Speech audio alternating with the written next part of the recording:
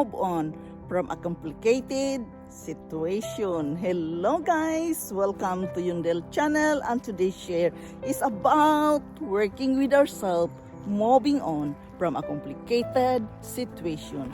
I know it is not easy at all. It is a work and effort to move on from a complicated situation. Guys, when it comes to this matter, I am sharing with you in my life experiences to move on from a complicated situation. First, we must ask forgiveness to ourselves. We all are humans. We have weaknesses. We must admit that we commit mistakes. Even we are trying our best to be a good one. A mistakes can be committed without being noticed. So by forgiving ourselves, by accepting who we are, by learning that there is something to learn from this situation, we can move on from a complicated situation. In order to move on from a complicated situation, we must learn to let go on things. Letting go on things is very important, as well as forgiving ourselves. We must learn to work with our mindset, letting go from things which is not serving us anymore. We must be a positive person, even it is very difficult. To move on from a complicated situation, guys, it is about being mindful. What you have done, what things you needed to be corrected in order to move on from that situation. We must have a positive mantra to counter the painful thoughts. There we are again. The positive mantra, the positive affirmations always help us to move on from one thing to another. To let go, we must create physical distance. There's a saying, guys, that sometimes we must love them from a distance. We must accept it. Even though we love them, even though we care for this person, sometimes it needs to be done that we must learn to love them from a distance. Yes, we must keep distance. Sometimes it's really needed in order to move on from a complicated situation. We must learn to do our own work and don't mind others. We must practice mindfulness meditation. Again, guys, the book is saying here, practice mindfulness meditation. It is very important that we can do that. This is very important that we must be gentle to ourselves. Therefore, guys, it is very important that we can forgive ourselves, that we can accept our mistakes, that we can accept our weaknesses. It is easier for us to forgive ourselves when we can learn to accept our weaknesses and mistakes. We must allow the negative emotions to flow. Yes, this is not easy, but our work must be done. Let it go. Let it flow away from you in order to move on from that complicated situation. To let go of things, we must accept that the person may not apologize. This is very important, guys, that we must not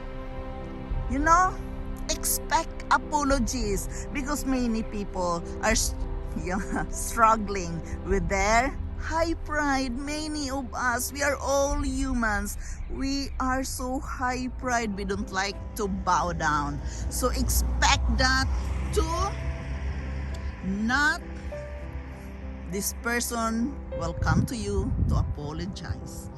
Just be you, accept your own mistakes and weaknesses, and forgive yourself. It is very important in this case, guys, that we can forgive ourselves, because we always know that the mistakes we've done is not, we don't do it intentionally. Many of us, the mistakes has been happening without being aware about it. It goes so fast without our control sometimes. Therefore, it is very important that we can forgive ourselves and don't expect the other person will apologize you. Of course, it is good feelings when a person come to you, forgive me or I'm sorry. It is a good feelings to accept that. But we cannot expect that from the other person. Why? Because as what I've told you, each and every one of us have pride, and that pride is very difficult to conquer sometimes. To let go, we must engage in our self-care. There we are again about self-care. It is very important that we can engage to our self-care so we can work with ourselves, and a part of that is forgiving ourselves. To move on from a complicated situation, we must learn to look at the life as a journey. We must learn to silence our inner critic. We must practice to reflect realistic and let it go of fantasy. We must stop and feel the feelings. Again, we must learn to talk about it to ourselves. Talking to ourselves is very healthy. We must communicate to our inner self. We must explore our attachment style, and most of all, we must believe in ourselves. Believe in yourself that it is just natural, that each and every one of us can commit mistakes without being aware about it. So it is very important, guys.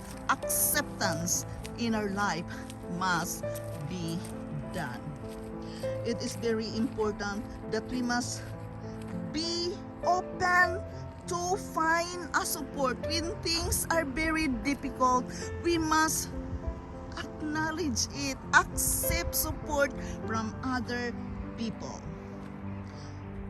Yes, a support system to lead us away to move on.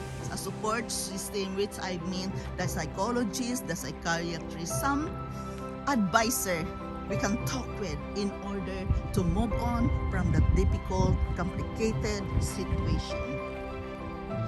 And with this, we must not judge the length of the healing process. This situation, guys, it can be difficult, that it takes time to heal the painful hurt, the painful situation. It always takes time to heal it. So give yourself a time to heal. We must give time to ourselves to heal first before we can move on. Give that to yourself.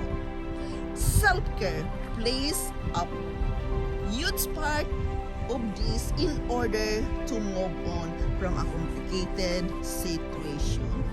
Yes, self-care is a must. Respecting yourself, your feelings, and work with it before we can move on to from a complicated situation. And a support system, it is a huge help for us to keep on going to the next chapter of our life. To move on from a complicated situation.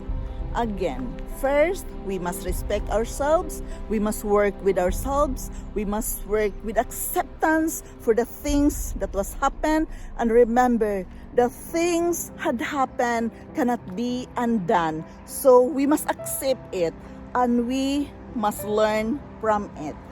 Just be you and accept that things is happening without our control. Sometimes it is very difficult because it goes so fast that we cannot even think about it. Therefore, forgiveness to ourselves is very important, that we can forgive ourselves, work with ourselves. Therefore, self-care is very important when we want to move on from that complicated situation. First, we must take care of ourselves. Self-care is a must.